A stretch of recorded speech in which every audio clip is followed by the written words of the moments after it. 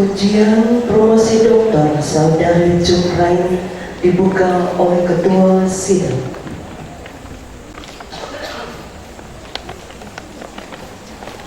Saudari Promopenda, apakah saudari telah siap secara fisik dan mental mengikuti ujian promosi ini?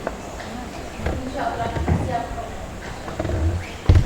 Atas nama Rektor, dengan ini sidang terbuka ujian promosi doktor Saudari Jumrain saya nyatakan dibuka. Saya persilahkan saudara promotor untuk memperkenalkan Promopenda.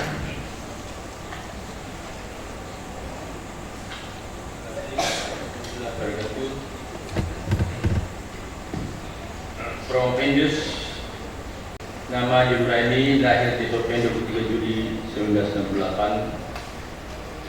Pekerjaan dosen Ilmu Saraf FK Unhas, jabatan Koordinator Pendidikan Mahasiswa Bagian Ilmu Saraf Fakultas Kedokteran Unhas. Dikurniai 2 orang putri, Iin dan Gita. Pendidikan formal menyelesaikan pendidikan SD tahun 82 di Sopeng, tahun 85 SMP Muhammadiyah di Sopeng, tahun 88 SMA Negeri di Sopeng. Tahun 96 menyelesaikan pendidikan dokter umum di Fakultas Kedokteran Unhas. 2005 sebagai dokter spesialis saraf di Fakultas Kedokteran Unhas. 2009 PhD Sandwich Program di Griffith University Queensland, Australia. 2012 menyelesaikan pendidikan S3 Kedokteran Unhas. Latihan profesional New Treatment and Approach Application Workshop di Malaysia 2004, PhD Sandwich Program 2008 di Australia, workshop current treatment stroke, Parkinson and Parkinson disease di Jenewa tahun 2010, neurorestoratif workshop di Padang 2012.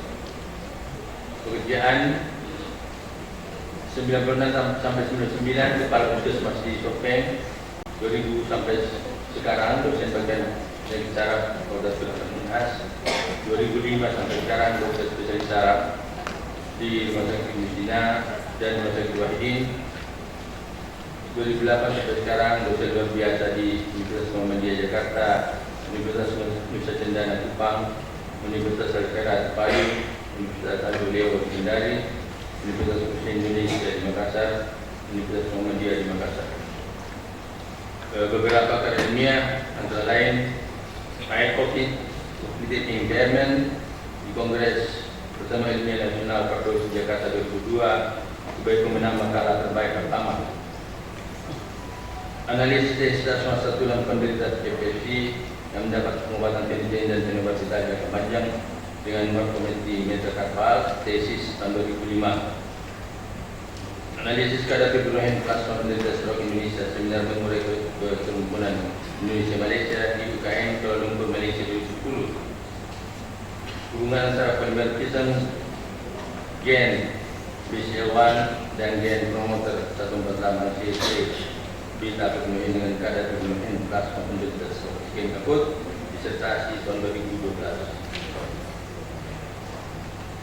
Organisasi profesi, Perdosi, Ikatan Dokter Indonesia, Badan Pengembangan Pendidikan sebuah profesi yang berkelanjutan Cabang Makassar, Kelompok Studi Sleep Disorder, Pengurus PPI Cabang Makassar, pembicara seminar ilmiah, pembicara pertemuan kimia berkala 12 dan teologi kedokteran Unhas 2002, pembicara pertemuan Kirti di Hotel Horizon Jakarta 2002, narasumber Dr. Anda Menyapa TPRI tahun 2009, pembicara seminar serumpun 4 seminar penelitian dunia Melayu Malaysia Indonesia Universitas Kebangsaan Malaysia Kuala Lumpur 2009, pembicara pertemuan ilmiah tahunan berdoksi di Bali 2017. Sekian, terima kasih.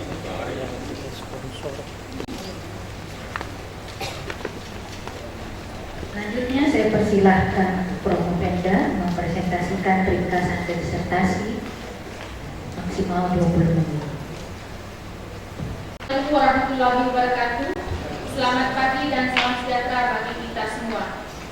Bapak Promotor, Co-Promotor, tim penguji, serta seluruh hadirin, perkenankan kami untuk menyampaikan hasil penelitian disertasi dengan judul Hubungan polimorfisme gen PCL1 dan gen promoter 148CT beta-fibrinogen dengan kadar fibrinogen plasma penderita stroke iskemik akut. Sebagai latar belakang masalah, stroke merupakan kedaruratan medik dan menjadi masalah utama kesehatan masyarakat di dunia ini. Karena stroke merupakan penyebab utama terjadinya penyakit cerebrovaskuler, penyebab kematian nomor 2 serta penyakit jantung, penyebab nomor 1 terjadinya kecacatan baik di negara Amerika Serikat, Eropa maupun Asia. Dan stroke merupakan penyebab kedua terjadinya demensia, pikun atau pelupa.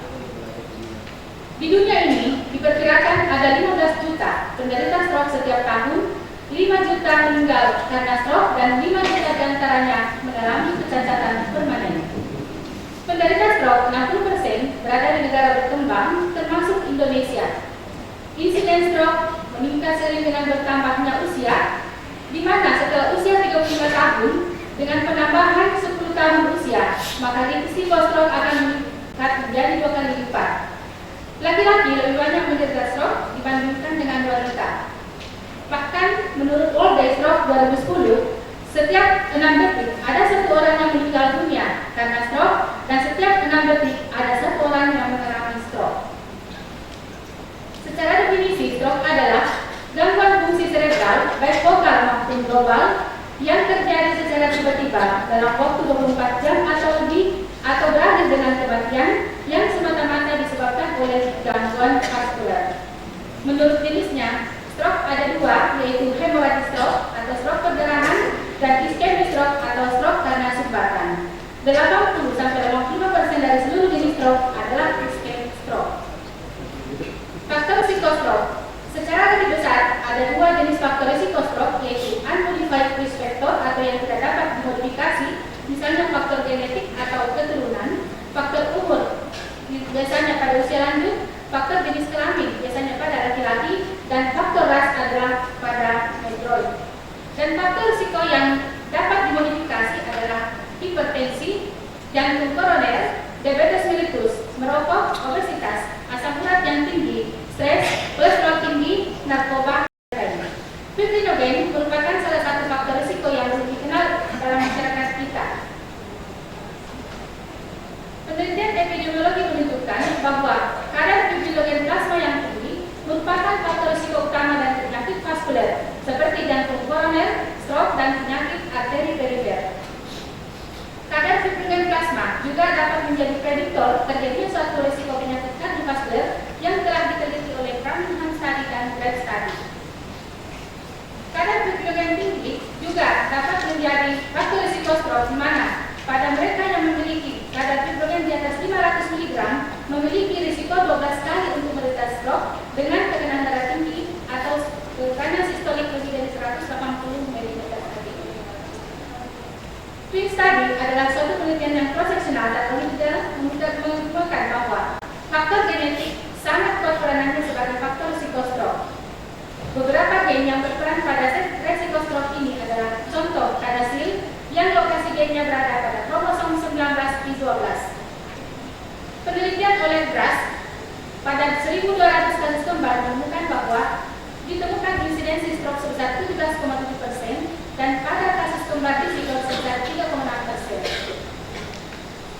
Identifikasi faktor risiko stroke melalui faktor genetik akan membantu screening terutama pada fenotipe yang perlu pembiayaan besar seperti pada endarterectomy carotid stenosis. Patofisiologis stroke iskemik. Secara anatomi, otak mendapatkan 80% aliran darah dari arteri karotis dan 20% dari arteri basilaris. Otak yang normal memiliki berat 1.200 sampai 1.400 gram atau 2% dari berat badan, membutuhkan oksigen dan glukosa dalam jumlah yang konstan.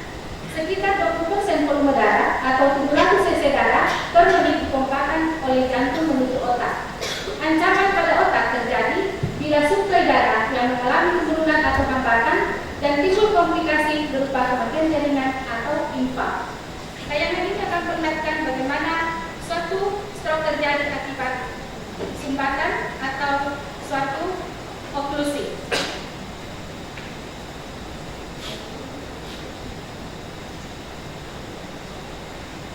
Fibrinogen yang merupakan salah satu faktor risiko stroke merupakan komponen penting dalam proses pembekuan darah dan merupakan glikoprotein dengan berat molekul 340 ton.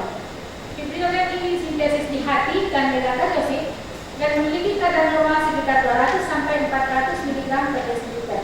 Memiliki 3 pasang rantai yang dihubungkan oleh ikatan disulfida dan memiliki waktu panas sekitar 3 sampai 5 hari. Fibrinogen ini didegradasi oleh plasmin. Bagaimana mekanisme fibrinogen dalam terjadinya stroke iskemik? Ada 4 mekanisme yang memicu. Yang pertama adalah peningkatan agregasi trombosit, platelet, dan eritrosit, pembentukan trombos dan fibrin, peningkatan viskositas plasma, dan terjadinya aterogenesis. Kadar fibrinogen plasma ditentukan oleh faktor genetik dan faktor lingkungan. Kurang lebih 10 jenis polimorfisme gen fibrinogen berperan dalam peningkatan kadar fibrinogen plasma. Di antara polimorfisme tersebut adalah mutasi C ke T pada posisi nukleotida 148 dari gen promoter beta fibrinogen dan adanya alel kedua pada polimorfisme gen BC1 yang terletak pada promoter distal. Slide ini memperlihatkan lokasi kedua gen tersebut, di mana untuk gen BC1 berada pada promoter distal dan untuk gen B148CT berada pada promoter proximal. Beberapa penelitian yang berhubungan dengan kadar fibrinogen dan stroke antara lain adalah Elpen-Exa pada 2011, Lunsot and Eschipel 2001, Chium dan Keslow 2004. Di Indonesia, data penelitian tentang gen fibrinogen masih sangat kurang. Penelitian polimorfisme gen B148CT sudah pernah diteliti di Rumah Sakit Hasan Sadikin Bandung, tetapi fokusnya pada stroke usia muda. Pada penelitian ini mengkaji pada seluruh usia dan melibatkan faktor risiko stroke. Sedangkan untuk penelitian mengenai hubungan polimorfisme gen BC1 dengan kadar fibrinogen plasma, sepanjang review artikel yang kami lakukan baru pertama kali dilakukan di Indonesia. Tujuan penelitian untuk mengetahui hubungan polimorfisme gen BC1 dan gen promoter B148CT beta fibrinogen dengan kadar fibrinogen plasma. 2. Mengetahui peranan kedua gen tersebut terhadap kejadian stroke iskemik. Hipotesis penelitian pertama, kadar fibrinogen plasma lebih tinggi pada penderita stroke iskemik daripada kontrol. 2. Polimorfisme gen BC1 merupakan faktor risiko peninggian kadar fibrinogen plasma dan faktor risiko stroke iskemik. 3. Polimorfisme gen B148CT beta fibrinogen merupakan faktor risiko peninggian kadar fibrinogen plasma dan faktor risiko stroke iskemik. 4. Kadar fibrinogen plasma yang tinggi dan polimorfisme gen BC1 dan gen B148CT berhubungan dengan beberapa faktor risiko stroke yang lain. Manfaat penelitian untuk kepentingan ilmu pengetahuan, memberikan informasi dan pemahaman tentang hubungan polimorfisme gen fibrinogen dengan kadar fibrinogen plasma yang tinggi. 2. Sebagai data dasar untuk melakukan penelitian selanjutnya yang relevan. Bidang aplikasi klinik dan medik menekankan pentingnya pemeriksaan kadar fibrinogen plasma untuk penelusuran faktor risiko stroke, memberikan kontribusi untuk intervensi dini dalam upaya pencegahan dan pengobatan stroke iskemik. Bidang kesehatan masyarakat meningkatkan upaya promotif dan preventif termasuk konseling kepada orang yang memiliki faktor risiko genetik.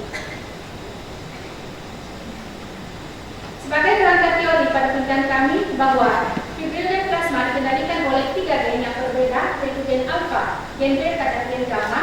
Dan gen beta adalah merupakan gen yang berfungsi mengendalikan aktivitas kedua gen tersebut. Dan bila terjadi polimorfisme pada gen fibrinogen, maka supresi pada kedua gen tersebut akan terganggu sehingga sintesis kadar fibrinogen plasma akan menjadi tidak terkendali. Yang terjadi adalah peningkatan kadar fibrinogen, kemudian memicu terjadinya aterosklerosis dan trombosis, dan terjadilah suatu penyakit iskemik stroke, iskemik heart disease, dan peripheral arterial disease. Beberapa faktor yang turut berperan dalam hal ini adalah faktor umur, jenis kelamin, ras, jantung, dan berbagai faktor psikologis yang berperan dalam proses terjadinya sintesis kadar fibrinogen plasma. Dan sebagai kerangka konsep bahwa pada penelitian kami ini variabel dependen adalah polimorfisme gen, variabel dependen kedua kedua adalah sintesis hidrogen plasma yang tinggi, dan beberapa independen adalah ischemic stroke. Metode penelitian. Penelitian ini adalah case control yang dilakukan di Rumah Sakit Dr. Wahidin Sudirohusodo dan Jejaring dan Laboratorium PKP dan Laboratorium Molekuler RSP Unhas, dan untuk sequencing dilakukan di PT Genetika Bank Jakarta. Populasi sampel adalah seluruh penderita stroke iskemik dan non-stroke yang berobat pada Rumah Sakit Dr. Wahidin dan Jejaring, dan sampel penelitian adalah seluruh populasi yang memenuhi kriteria inklusi dan eksklusif. Teknik pengambilan sampel adalah dengan consecutive sampling.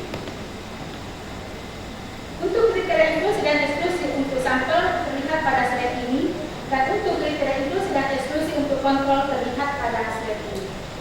Alat dan bahan penelitian. Penelitian ini adalah penelitian dengan biomolekuler, membutuhkan beberapa primer dan enzim serta beberapa alat elektroforesis yang berhubungan dengan penelitian isolasi DNA dan PCR LP. Dan untuk prosedur penelitian seperti pada slide ini yang dilakukan di lab PKP dan lab biomolekuler RSP Unhas. Sedangkan untuk interpretasi hasil untuk kedua gen ini, yang pertama adalah interpretasi untuk gen BISIN1 dan yang kedua adalah interpretasi untuk gen MIM148CT. Analisis data dan statistik. Kami menggunakan analisis univariat untuk melihat besarnya proporsi dan distribusi frekuensi, analisis bivariat menggunakan Chi-square, analisis multivariat menggunakan logistic regression test, dan menggunakan perangkat elektronik SPSS, serta nilai pemaknaan menggunakan P-0,05 dengan confidence interval 95%. Izin penelitian. Penelitian ini dilakukan setelah mendapat persetujuan dari Komisi Etik Penelitian FK Unhas. Alur penelitian. Alur penelitian ini adalah diawali dari masuknya pasien yang dibedakan antara stroke iskemik dan stroke, kemudian dilakukan pemeriksaan fisik neurologis dan pemeriksaan spesimen kepala, dilanjutkan dengan pemeriksaan laboratorium, kemudian dilakukan isolasi DNA, PCR dan LPLP, penetapan polimorfisme dan analisis data. Hasil penelitian dan pembahasan. Penelitian ini berlangsung dari bulan Mei 2011 hingga Juli 2012 dengan hasil sebagai berikut. Sebanyak 216 subjek yang terdiri dari 106 orang kelompok kasus stroke iskemik akut dan 110 orang kelompok kontrol.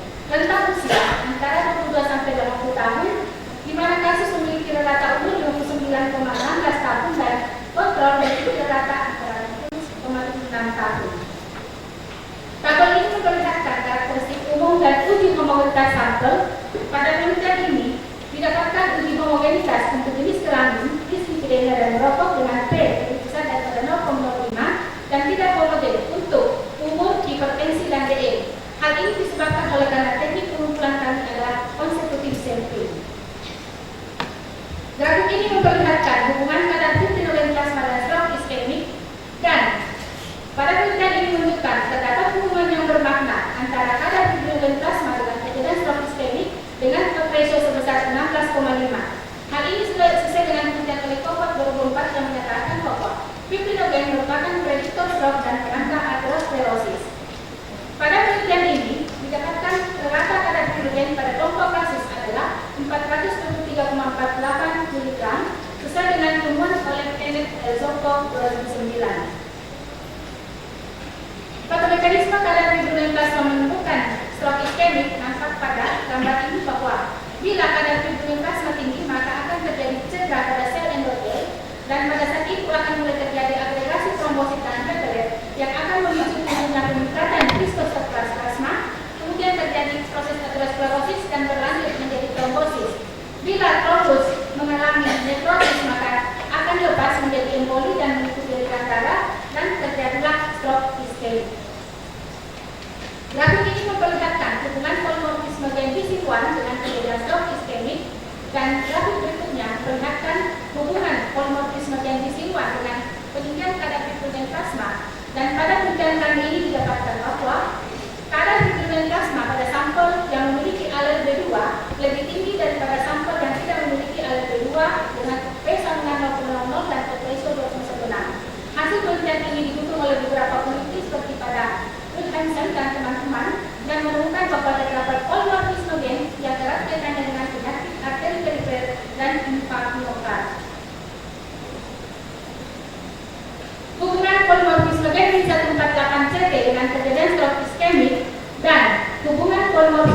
gen 148CT dengan kadar hidrogen plasma, pada penelitian kami ini didapatkan hubungan yang signifikan dan didukung oleh Kiyoshi 21 dan Humphreys serta Brown yang menemukan bahwa adanya polimorfisme pada ART dan ada peningkatan rantai beta sebesar 1,2 sampai 1,5 kali lipat.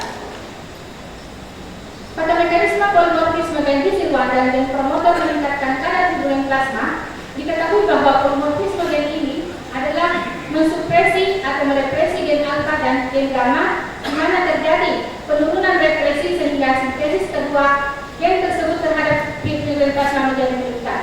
Pada penelitian ini, kasus yang memiliki ALT2 dan ALT memiliki kadar hidrogen plasma lebih tinggi. Slide ini memperlihatkan salah satu dari hasil PCR LPLP gen Gisirwan dan hasil PCR LPLP pada gen promotor B148CT. Dan grafik ini memperlihatkan hasil sequencing tandem dari gen Min148CT yang mengalami polimorfisme yang secara heterozigot. Tabel ini memperlihatkan hasil analisis logistik regresi pada faktor risiko terhadap kadar fibrinogen. Pada penelitian ini ditemukan adanya hubungan yang signifikan antara usia dan hipertensi. Hubungan kadar fibrinogen dengan faktor usia. Kemet dan menunjukkan bahwa kadar fibrinogen tinggi sejalan dengan usia. Pada penelitian ini, sampel dengan kadar fibrinogen tinggi ditemukan pada kelompok umur 61 sampai 70 tahun dengan jumlah 75% dan terdapat hubungan bermakna dengan P sama dengan 0,001. Selanjutnya menemukan bahwa semakin tua seseorang, tingkat produksi fibrinogen tidak menjadi lebih meningkat, tetapi makin melambat dalam hal pengeluaran fibrinogen. Hubungan kadar fibrinogen dengan hipertensi. Hayes menemukan bahwa terdapat hubungan yang bermakna dari kadar hidrogen dengan hipertensi.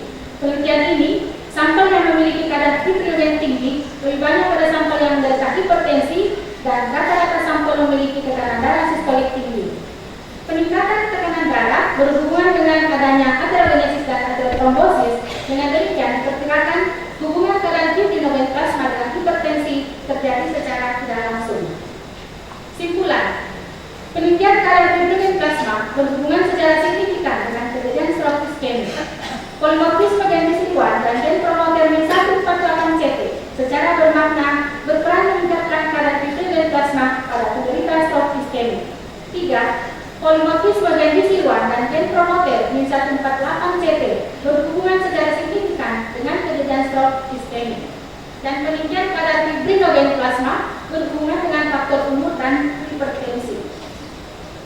Saran untuk pengembangan ilmu, diusulkan untuk melakukan penelitian gen fibrinogen pada populasi dan wilayah lain dan melibatkan berbagai faktor ekuitan ras untuk mendapatkan validitas eksternal. 2. Diusulkan penelitian lebih lanjut untuk menyelidiki gen-gen lain yang mungkin berperan terhadap kejadian stroke iskemik. Untuk aplikasi medis, oleh karena fibrinogen plasma sudah diyakini sebagai faktor risiko dan prediktor terjadinya stroke iskemik, maka diusulkan agar pemeriksaan kadar plasma fibrinogen menjadi bagian utama pemeriksaan kimia darah rutin dan medical check-up. Terima kasih. Selanjutnya saya persilahkan promotor, kopromotor dan para tenaga mengajukan sanggahan. Kesempatan pertama saya mulai dari Dr. Buru. Terima kasih, Bro. Assalamualaikum warahmatullahi wabarakatuh. Pertama-tama saya mengucapkan selamat pada Dr. Jumra ini atas promosi terbuka pada hari ini. Pertanyaan saya pertama adalah seperti saudari Dr. Jumra ingin menyampaikan bahwa stroke itu adalah merupakan penyebab kematian tertinggi ketiga setelah penyakit jantung dan penyakit kanker, dan merupakan kira-kira seperti yang ditulis di sini, setiap 6 detik ada satu orang mengalami stroke di dunia ini. Jadi selama kurang lebih 20 menit Dr. Jumra mempresentasikan makalahnya, ada sekitar 200 orang stroke selama 20 menit. ada sekitar 200 orang stroke di dunia ini selama 20 menit ini. Jadi betapa menakutkannya ini penyakit stroke. Nah, yang saya ingin klarifikasi adalah bisa tidak kemudian orang-orang yang berisiko terjadi stroke, misalnya orang-orang yang normal sebelumnya tidak muda atau ada riwayat keluarga yang sebelumnya menderita hipertensi berat, itu kemudian bisa dilakukan pencegahan atau pendeteksi dini terhadap kejadian stroke padanya. Misalnya dengan menjadikan fibrinogen atau menjadikan polimorfisme gen ini menjadi salah satu dari bahagian pendeteksi dini terhadap kejadian stroke. Itu pertama. Silakan. Terima kasih, Dok. Stroke merupakan penyakit kedaruratan medik dan menjadi masalah utama di seluruh dunia saat ini. Karena insidensinya yang semakin lama semakin meningkat, maka stroke ini perlu mendapat perhatian yang serius. Kita ketahui bersama bahwa stroke disebabkan oleh berbagai macam faktor atau multifaktorial, dan sampai saat ini beberapa faktor risiko stroke telah dapat diidentifikasi, misalnya hipertensi, diabetes mellitus, obesitas, kadar fibrogen yang tinggi, dan beberapa faktor risiko stroke yang lain. Di samping itu, faktor genetik ternyata dari beberapa penelitian menunjukkan bahwa juga memiliki peranan, walaupun sekitar 30%, tetapi tetap merupakan faktor risiko terhadap terjadinya stroke ini. Untuk penderita yang sudah mengalami stroke, maka untuk mencegah terjadinya stroke ulang, maka pemeriksaan faktor risiko itu mutlak harus dilakukan dan pertama perlu dilakukan secara rutin, karena dengan mengatasi faktor risiko yang ada, maka stroke ulang dapat dicegah. Fibrinogen yang merupakan salah satu faktor risiko stroke yang hingga kini belum banyak dikenal oleh masyarakat kita, sudah harus mulai mendapat perhatian dan bila perlu dijadikan sebagai salah satu pemeriksaan rutin setiap penelusuran faktor risiko iskemik. Dan pada beberapa penelitian ditemukan bahwa sekitar 10 sampai 30% kadar fibrogen plasma ini ditentukan oleh faktor genetik. Oleh karena itu, bila seseorang yang belum mengalami usia lanjut atau masih muda, tapi ternyata sudah mengalami stroke, maka kita perlu memikirkan bahwa faktor genetik mungkin salah satu faktor risiko yang mendasari terjadinya stroke pada orang tersebut.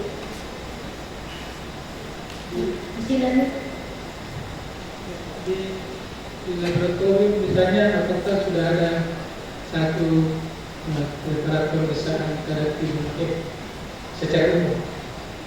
Kalau untuk rumah sakit Wahidin, kemudian rumah sakit Ibnu Sina, dan beberapa laboratorium di Makassar ini, kami sudah selalu mengirim untuk penyakit-penyakit stroke yang kami tulis suatu iskemik stroke. Maka sekarang ini kami mulai secara rutin memasukkan fibrinogen sebagai pemeriksaan penelusuran faktor risiko dan hasilnya ada. Dan kami selalu mendapatkan hasil dari laboratorium, terutama rumah sakit Wahidin. Dan informasi itu masuk sebagai bagian dari pemeriksaan yang ditanggung oleh Vaskes. Yang kedua, kalau seorang ahli jantung, spesialis jantung atau kardiologis, itu sangat menaruh perhatian pada profil kolesterol darah. Begitu kolesterol tinggi, itu kadang-kadang kita minta untuk kemudian menjaga kolesterol tidak menjadi tinggi, dan sudah ada preparat obat penurun kolesterol seperti Simpastatin dan sebagainya. Saya tertarik sekali dengan apa yang disampaikan Dr. Ibrahim dengan masalah kadar plasma fibrinogen. Ada orang yang tinggi fibrinogennya itu kemudian potensial terhadap kejadian stroke iskemik. Apakah kira-kira sekarang ini saya bukan neurologis, Dr. Jumlah seorang spesialis ilmu saraf, apakah sudah ada obat yang boleh masuk ke umum bisa dikonsumsi seperti penurunan kolesterol untuk menurunkan kadar fibrinogen? Dengan ini hanya pikiran-pikiran sangat kasar, tetapi apakah kira-kira di suatu saat atau di sekarang ini sudah ada obat penurun kadar fibrinogen darah, dan apakah memang itu kadar fibrinogen harus dikasih turun? Apakah tidak ada dampak-dampak pengaruh-pengaruh saraf terhadap kehidupan seorang manusia?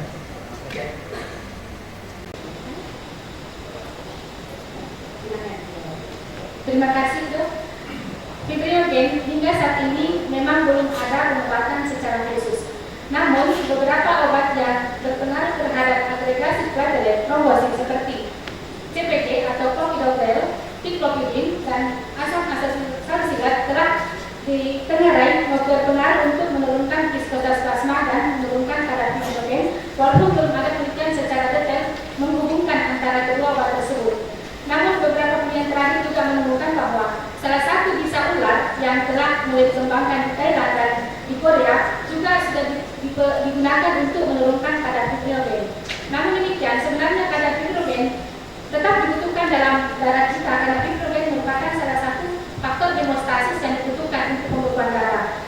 Hanya yang kita hindari adalah jangan sampai kadar fibrinogen plasma ini melebihi dari kadar normal, karena ujungnya adalah akan meningkatkan viskositas plasma. Kemudian, beberapa hal yang dapat dilakukan untuk menurunkan kadar fibrinogen ini adalah dengan memperbaiki lifestyle, terutama dengan melakukan aktivitas fisik atau olahraga yang secara rutin. Kemudian, kita menghindari menggunakan antara lain adalah kontrasepsi hormonal, merupakan salah satu faktor yang meningkatkan kadar fibrinogen. Maka pada pasien-pasien dengan perempuan atau jenis kelamin perempuan dengan umur di atas 30 tahun, kami menganjurkan untuk tidak lagi menggunakan kontrasepsi secara hormonal karena sangat signifikan dalam menekan kadar fibrinogen plasma. Terima kasih. Terima kasih. Selanjutnya saya persilakan Profesor Dr. Dr. Agus langsung di SKMM. Assalamualaikum warahmatullahi wabarakatuh.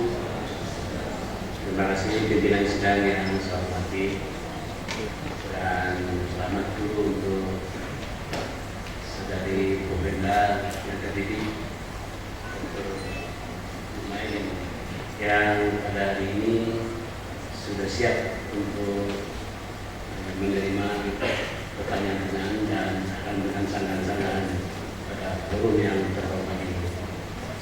Pertama-tama pertanyaan saya adalah dalam segi rancangan penelitian, yang kuncinya adalah di bidang ini, rangka penelitian dan menentukan hasil penelitian.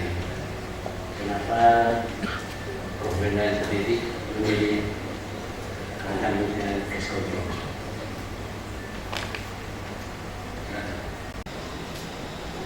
Terima kasih, Prof.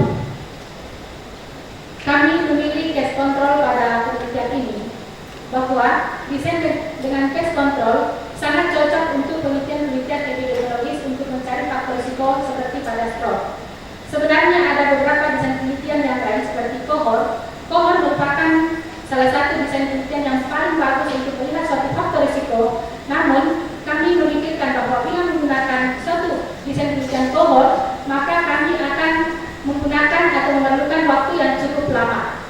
Sedangkan kalau case control dengan mengambil sampel yang memiliki faktor risiko dan membandingkan sampel yang tidak memiliki faktor risiko, maka dalam waktu yang relatif singkat kami bisa membandingkan antara kedua kelompok tersebut dan kami dapat mengambil kesimpulan bahwa ada pengaruh antara faktor kasus dengan keterpaparan penyakit dan faktor non kasus yang tidak terpapar dengan penyakit tersebut.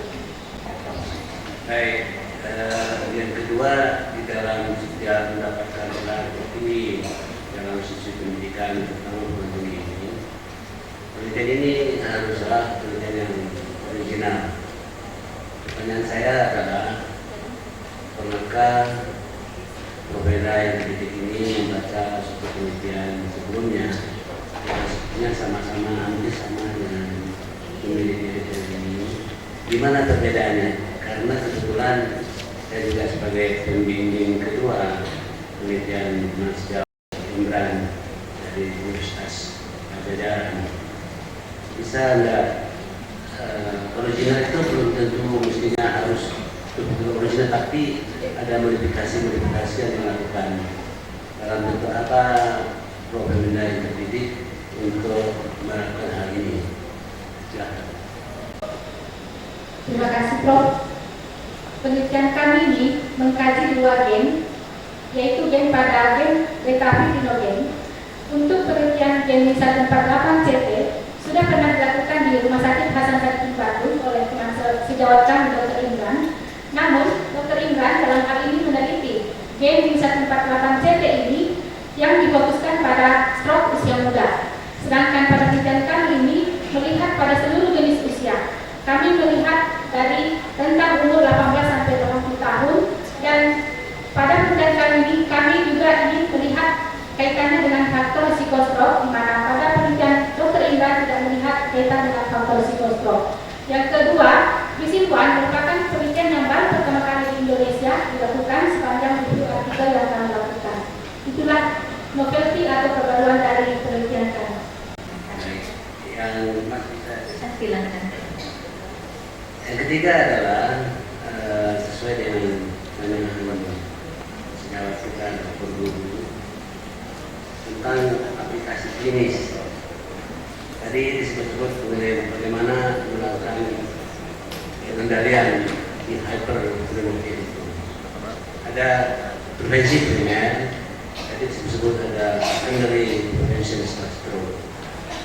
Pertanyaannya adalah kaitan dengan penelitian yang sangat bernilai ini adalah aplikasi bioteknologi, maksudnya dalam bioetik, saya dalam biologi, mikrobiologi, molekuler.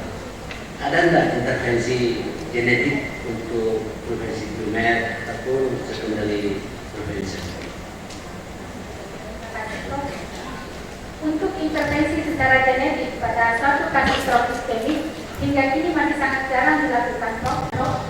Namun, dengan mengetahui adanya faktor risiko genetik pada seorang penderita atau seseorang, maka secara dini kita bisa memberikan suatu education atau counseling kepada orang-orang yang memiliki faktor risiko genetik bahwa faktor risiko genetik yang dimiliki bisa saja tidak bermanifestasi sebagai stroke apabila dapat mencegah atau mengurangi hal-hal yang dapat mencetuskan faktor genetik tersebut. Di mana kita ketahui bahwa fibrinogen plasma tidak berdiri sendiri, tetapi selalu ada interaksi antara faktor genetik dan faktor lingkungan.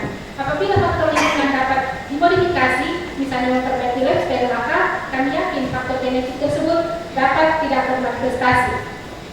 Kemudian untuk pencegahan sekunder, hingga kini kami menganjurkan untuk selalu melakukan cek rutin, kalau perlu dilakukan sebagai bagian dari medical check up untuk fibrinogen plasma ini, karena nampaknya viskositas plasma sudah menjadi faktor risiko yang tidak bisa ditawar-tawar lagi sebagai salah satu faktor risiko stroke yang belum banyak diketahui oleh masyarakat kita selama ini.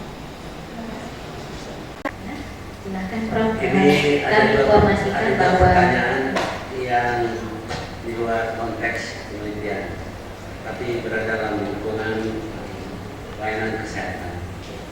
Akhir-akhir ini orang kan berharap supaya tidak dapat penyembuhan stroke secepatnya. Rupanya ini sumber mata pencarian bagi saudara-saudara kita dari pengobatan alternatif yang sekarang sangat marah sekali. Kira-kira pendapat Prof. yang terdidik ini bagaimana tentang pengobatan alternatif ini dari sisi ilmu yang pernah didapatkan selama ini? Terima kasih, Prof. Hal yang tidak dapat kita mungkin sekarang ini bahwa masyarakat kita diberikan berbagai informasi tentang pengobatan baik secara alternatif maupun medisinal. Kami menganggap bahwa pengobatan secara alternatif itu didasarkan oleh hanya pengalaman empiris. Sedangkan pengobatan secara medisinal, kami menggunakan pengobatan itu berdasarkan based evidence atau evidence-based medicine. Jadi kami menggunakan terapi atau pengobatan terhadap stroke iskemik akut itu berdasarkan penelitian ilmiah yang sudah teruji secara universal. Sedangkan dengan alternatif itu hanya berdasarkan eksperimen belaka. Secara kalangan sejawat kami amati dan ini juga melakukan penelitian. Banyak sejawat-sejawat dari dokter itu dari segi etika profesi dia menjelek-jelekan sejauhnya di depan pasiennya. Gimana komentarnya dari Prof. ini? Terima kasih, Prof. Secara hakikat, seorang dokter dengan dokter yang lain adalah saudara kandung.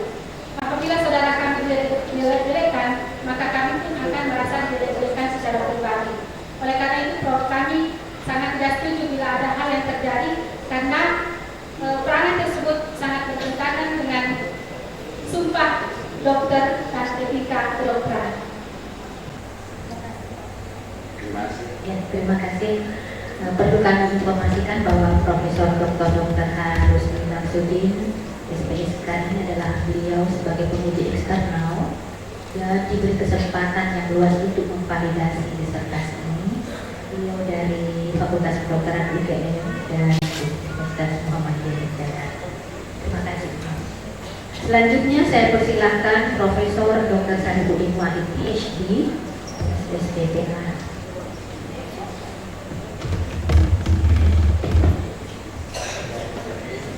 Assalamualaikum warahmatullahi wabarakatuh. Saya juga perkenalkan diri saya, penguji eksternal dari Lakjua.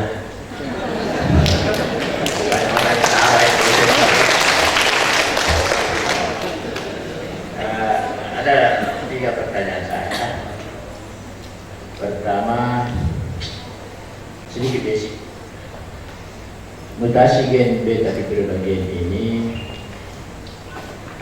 artinya gen itu berubah dari bentuk yang wild type menjadi satu bentuk yang lain. Itu akibat perubahan itu fungsinya menjadi aktif atau tidak aktif? Jawab dulu. Menjadi tidak aktif, Prof. Gen promoter. Menjadi tidak aktif, Prof, karena gen beta fibrinogen berfungsi untuk mengendalikan aktivitas gen gamma dan gen alpha. Kalau terjadi polimorfisme, maka aktivitasnya untuk mengendalikan kedua gen tersebut menjadi menurun, sehingga sintesis fibrinogen oleh gen alpha dan gen gamma menjadi tidak terkendali sehingga kadarnya dalam plasma menjadi sangat tinggi. Jadi aktivitasnya mengalami penurunan. Apa cocok dengan istilah gen promoter? Dia sebenarnya, Prof, adalah gen yang dipengaruhi oleh aktivitas gen yang lain. Ada satu gen yang berada pada locus promoter itu yang disebut dengan HN1, di mana gen ini adalah merupakan gen yang mampu mencetuskan protein fase akut dan dia sangat mengimbas atau mempengaruhi ekspresi dari gen promoter ini. Apa yang Anda lihat pada PCR? Heterozigot mutasi atau homozigot mutasi? Kami menemukan adanya homozigot mutasi dan heterozigot mutasi. Dua-duanya. Berarti promotor aktif. Kalau heterozigot berarti dia aktif.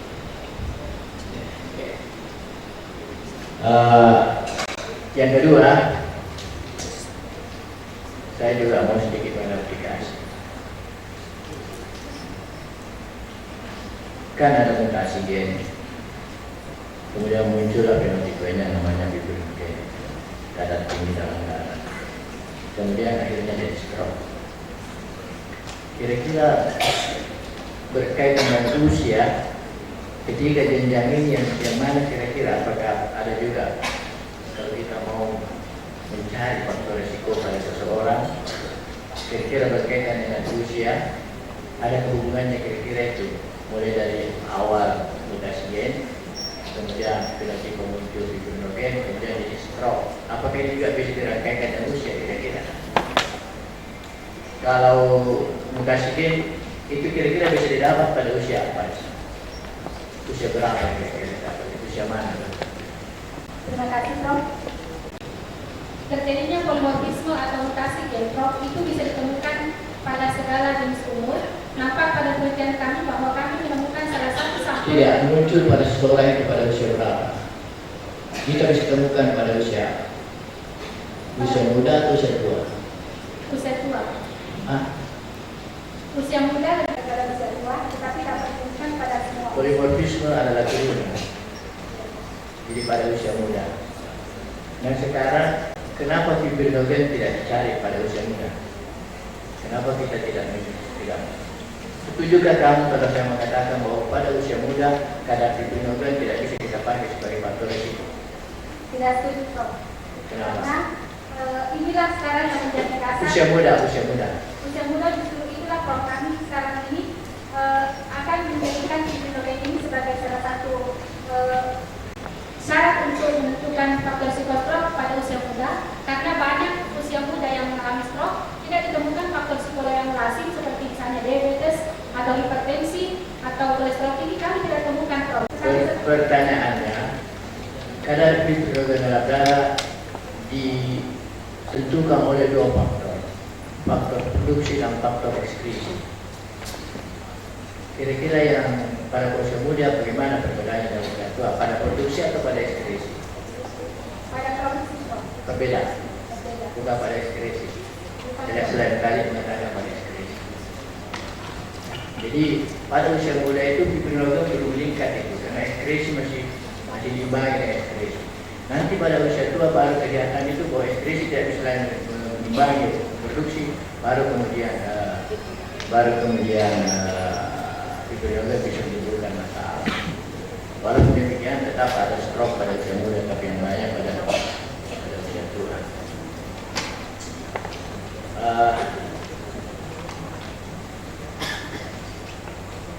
Kemudian tadi sudah cerita mengenai aplikasinya di masyarakat.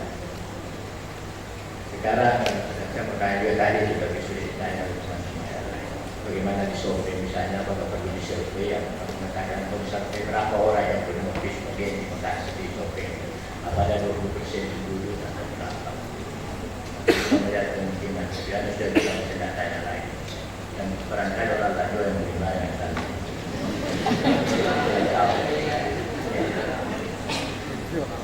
Tapi yang saya mau tanya, saya mau dimularis juga sedikit seperti program studi tadi. Nah ini banyak kasus. Di ICU, masa Anda mengenai seorang pasien stroke dengan prognosis yang bagus, dia negara apa? Apa yang Anda lakukan? Terus treatment atau memberikan signal bahwa Anda sudah menyerah, atau gimana ini? Bagaimana yang mana sebagai imbuan ya, yang mana sebagai imbuan, bagaimana sebagai moralis, dan bagaimana sebagai agamawan, semua bersatu di situ. Pada saat itu saya mendengar bagaimana seorang melihat orang yang sudah stroke ischemik atau stroke yang lain, saya paus, apa yang Anda lakukan? Silakan. Terima kasih, Prof. Kami sebagai klinikus, Prof, dalam menangani pasien, kita tahu bahwa stroke ada dua, yaitu stroke iskemik dan stroke hemoragik, di mana dalam penanganan kedua stroke ini memiliki waktu fase akut yang berbeda. Untuk stroke iskemik memiliki fase akut selama 2 minggu, Prof, dan pada umumnya stroke iskemik memiliki tingkat mortalitas yang lebih rendah, tetapi tingkat kecacatan yang lebih panjang. Untuk stroke iskemik, Prof, biasanya setelah kami melakukan analisis dan prediksi, maka biasanya kami akan memberikan suatu ilustrasi atau prediksi kepada keluarga pasien bahwa untuk keluarga dengan kondisi seperti ini mungkin akan dapat kami berikan satu terapi yang cukup memadai, namun dari segi kecacatan itu memang memerlukan waktu yang panjang untuk pemulihan. Namun, Prof, untuk stroke hemoragik itu memerlukan fase perawatan selama 3 minggu sebagai fase akut. Dalam fase 3 minggu itu adalah diberikan oleh Tuhan kepada kita untuk melakukan segala daya upaya yang maksimal. Apabila pada stroke hemoragik dengan ketinggian tekanan berat badan yang sangat tinggi dan memberikan signal berupa Glasgow Coma Scale atau penurunan kesadaran yang cukup berat, di mana di bawah 7 atau kami menemukan BCS dengan T1 dan 1T1 dengan tanda-tanda fungsi batang otak dan fungsi-fungsi saraf yang lain yang sudah tidak dapat diprediksi untuk berfungsi kembali, maka biasanya kami akan membantu keluarga pasien untuk menyampaikan apa yang terjadi yang sebenarnya kepada pasien dan memberikan prediksi bahwa untuk hal ini 10% itu adalah kemungkinan untuk hidup, karena masih ada hal yang lain yang lebih berkuasa adalah Allah SWT. Saya melihat sedikit lagi. Dokter sebenarnya definisi kematian itu kan mati batang otak. Sampai nanti kan kamu mengatakan bahwa menurut dokter itu sudah mati. Jadi definisi kematian di dunia kedokteran itu sekarang adalah tidak bekerjanya batang otak, walaupun masih jantungnya jalan, walaupun masih bernapas karena dibantu alat. Sekarang bisakah kamu mengucapkan pada keluarga pasien bahwa keluarganya ini sebenarnya sudah mati menurut definisi kedokteran? Ya, silakan. Silakan. Baik Prof, kami sebagai salah seorang mahasiswa yang belajar dalam kedokteran telah mendapatkan kuliah tentang etika kedokteran. Kami telah diajarkan untuk bisa menyampaikan berita baik dan berita buruk kepada pasien. Untuk berita yang buruk kepada pasien, kami diwajibkan untuk menyampaikan apa adanya kepada pasien berdasarkan hasil pemeriksaan atau temuan-temuan secara ilmiah yang kami temukan pada pasien. Dan itu sering kami lakukan, namun tidak kami mengatakan bahwa tidak usah diobati atau pulangkan saja dan ini pasti mati. Tapi kami tetap mengatakan bahwa secara medis, secara ilmu kedokteran, fungsi utama tanda vital, misalnya untuk jantung dan pernapasan ini, menurut pengamatan kami sudah tidak ada lagi. Tetapi secara hikmat dan secara filosofi bahwa kematian itu sebenarnya tidak bisa dimajukan 1 detik dan tidak bisa dimundurkan 1 detik. Itulah yang sudah kami Begini persoalannya.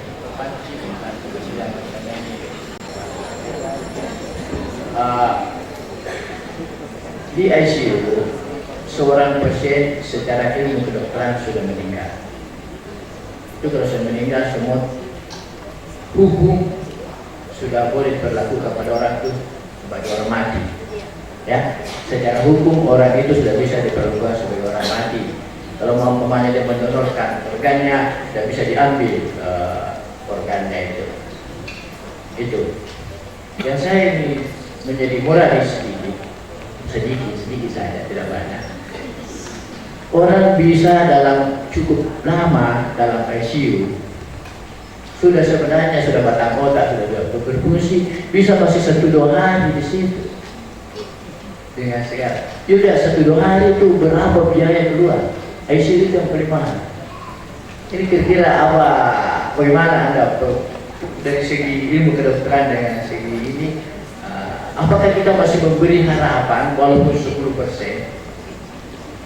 Orang masih mau kalau 10%, 0,0 sekian persen saja harapan. Tapi secara per definisi sebenarnya pasien itu sudah meninggal karena batang otak sudah tidak berfungsi dan secara hukum sudah bisa diperlakukan sebagai orang mati. Ini bagaimana itu diterapkan di masyarakat supaya tidak menimbulkan efek sosial dan tidak bermasalah ekonomi. Kan ini dua, kepentingan sosial dan kepentingan ekonomi tidak sejalan. Nah ini bagaimana kira-kira pendapat Anda? Tidak usah terlalu panjang karena waktu mau habis. Terima kasih Prof. Pada pasien yang memang sudah mengalami kematian batang otak, kami memang sudah menghilangkan atau menghentikan pengobatan yang sifatnya kausal, misalnya pelukan, terapi dan sebagainya, kami sudah hentikan Prof. Namun ada beberapa pasien dari pengalaman kami Prof yang mengatakan bahwa biarlah keluarga kami meninggal di ICU karena itu lebih terhormat daripada kami bawa pulang dan kami tidak bisa melakukan apa-apa. Menurut mereka Prof itu lebih terhormat kematiannya di rumah sakit dan dibawa pulang. Terima kasih.